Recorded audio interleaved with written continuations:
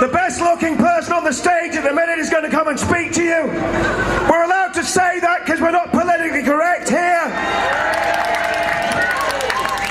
Let me welcome to the stage Janice Atkinson, MEP.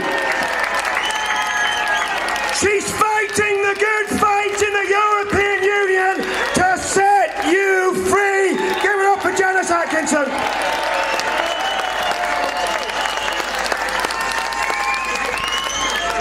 Happy Independence Day, everybody. 2 years ago, we voted for Brexit, the largest plebiscite that this country has ever seen. As I drove across Westminster Bridge to go and do some media the following day, I saw our Union flag, and it was resplendent in the sunshine.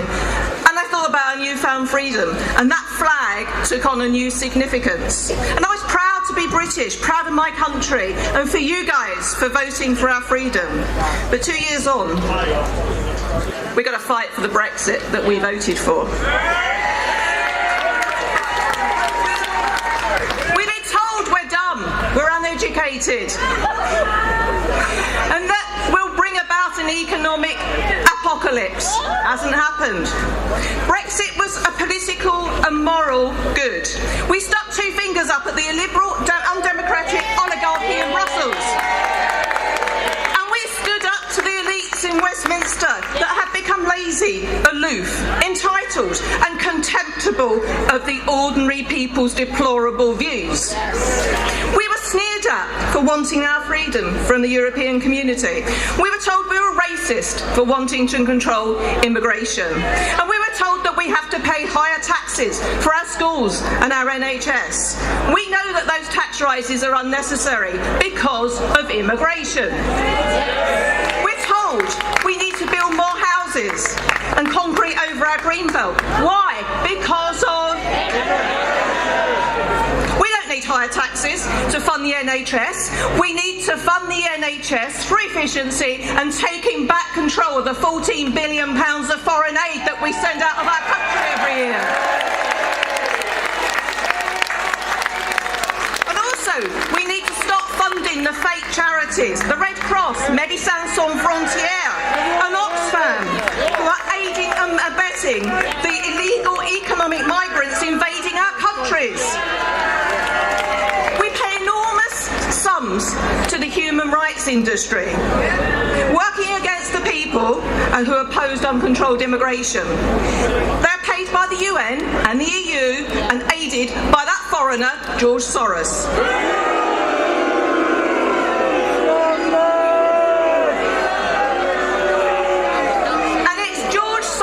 That's actually funding the freedom of our speech as well.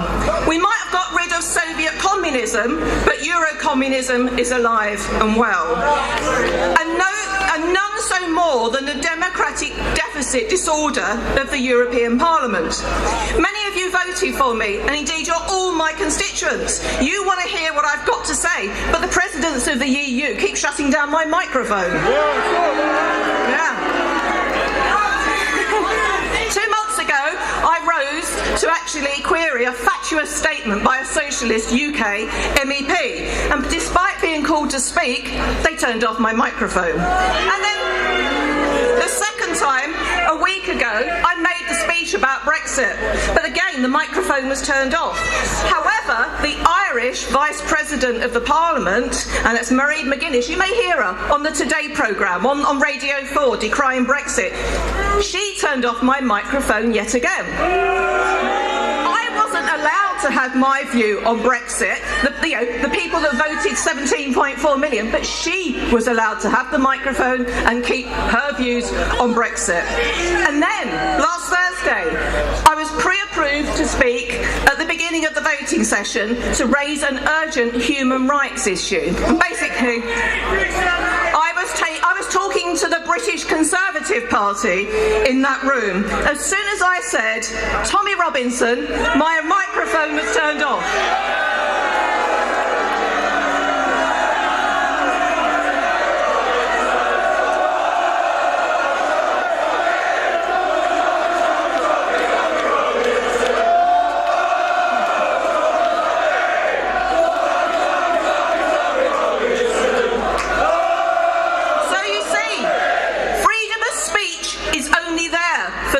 liberal elites. No free speech from me unless it's approved by the EU the communism, centralised statist control. But I don't know about you, but I suspect, like me, you've never met or heard of a politician that wants the job or is indeed capable of the job that tells me what I can think, feel and speak about. Freedom of expression consists of being able to tell people what they do not wish to hear, and also listen to those that think differently from us. Friends, yeah, we're at a tipping point, both in the UK and in the EU. Brexit took out that brick from that wall. We did that, we changed Britain, and we've changed the EU.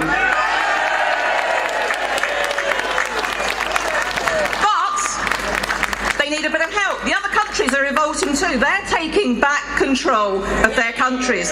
My friends in the EU Parliament, Marine Le Pen, Geert Wilders, we're winning elections. We've got Matteo Salvini in Italy, Straka in Austria, and they're closing radical mosques, deporting hateful imams, and they're sending back 500,000 immigrants.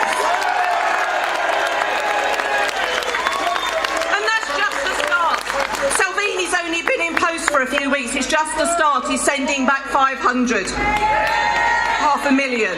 illegal immigrants.